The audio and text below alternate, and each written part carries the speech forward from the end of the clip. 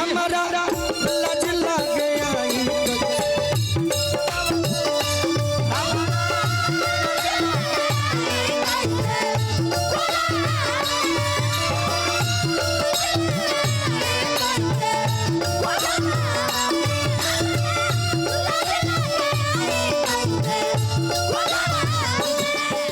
अब एगो नया गीत सुना दी पहले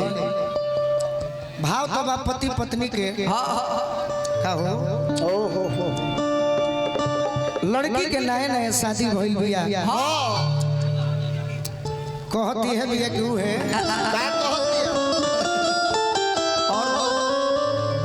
और जैसे हमारे गीत रहे ना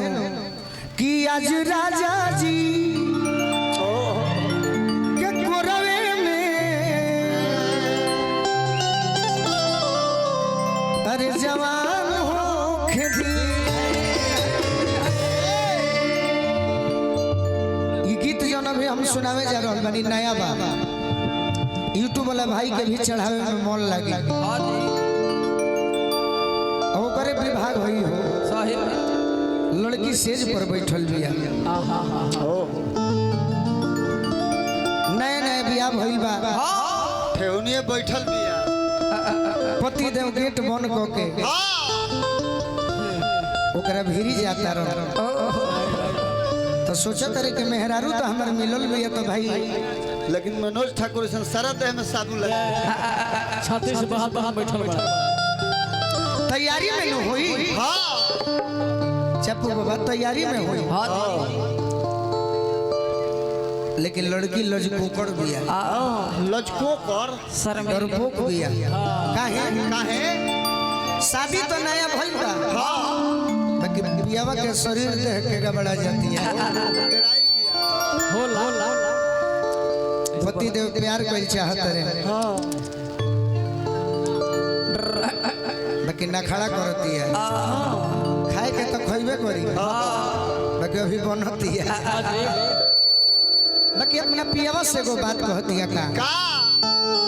अरे का सिटी मारले मारो यार कम ना करे मर जाएगा माइक बा कि घुंघटा उठा के राजा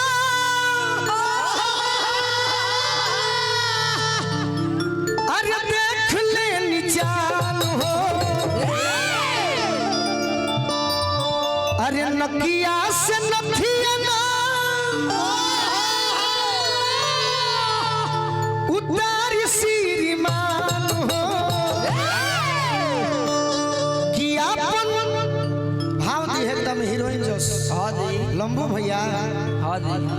पूजा करता लंबू भैया के ओर से बोलला पर देता नहीं रात में बोलले जाई का बोलला पर 20 टकिया के लाइन लग हां जी कि अपन अरे गोड़ ना फसाई हमरा गोड़ा में ऐसा भाव दे कि लोग खुश हो जाए लड़की कहती है कि अपन गोड़ जन फसाई हमारा घोड़ा में पति देव रूस गइलन बाकी कहती है कि हमारा लज लागे आई कैसे कोरावा में हमारा लज लागे आई कैसे कोरावा हमारा लज लागे आई कैसे कोरावा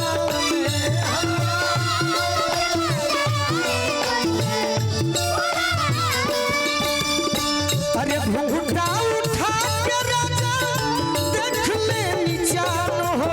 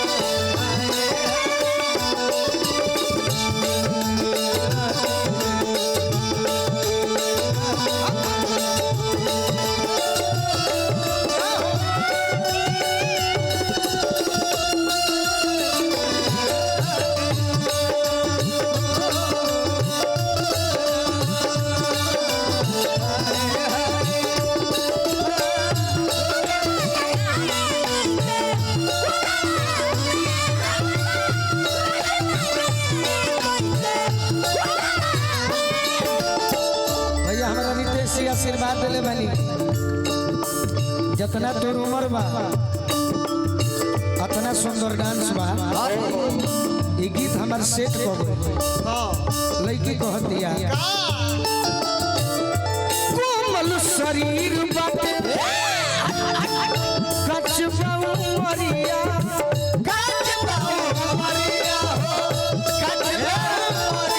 मनोज ठाकुर जी तनी हेनियो देखी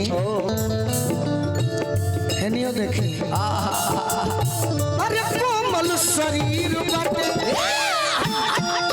कचबा उमरिया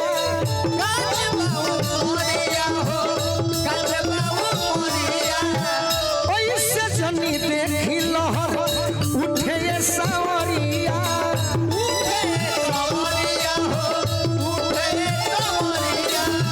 ओइसे जनी देखी लहर उठे सावरिया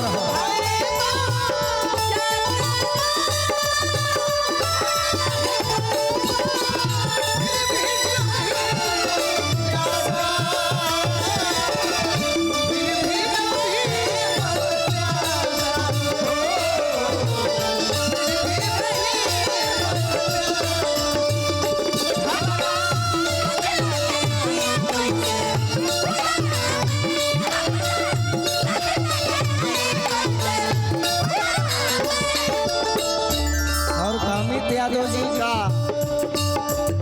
हमारे का आशीर्वाद ने अनन्या हम घबरा गए।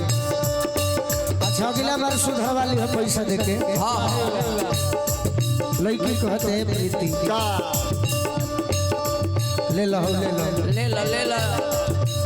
सोरहे में शादी भइल बुझी तनी भावना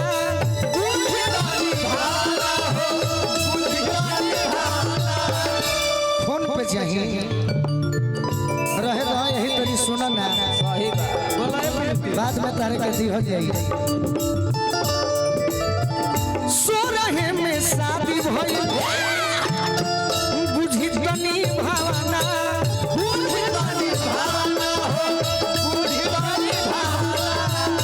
सोरहे में शादी भइल बुझी तनी भावना खेल जोग भइल नइखे बोलू हो खेलाना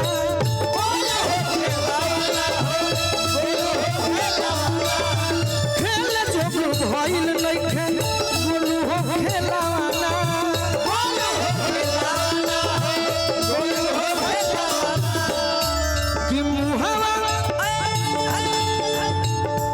कि मुहावा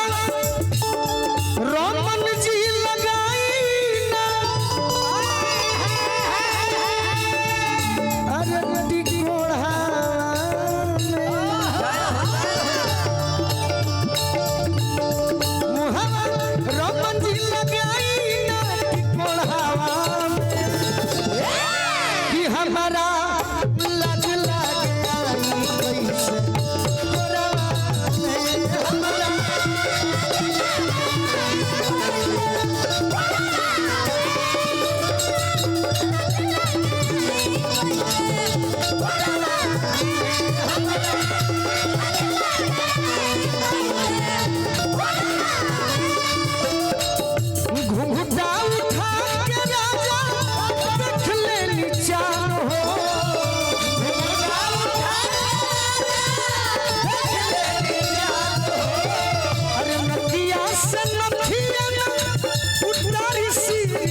हो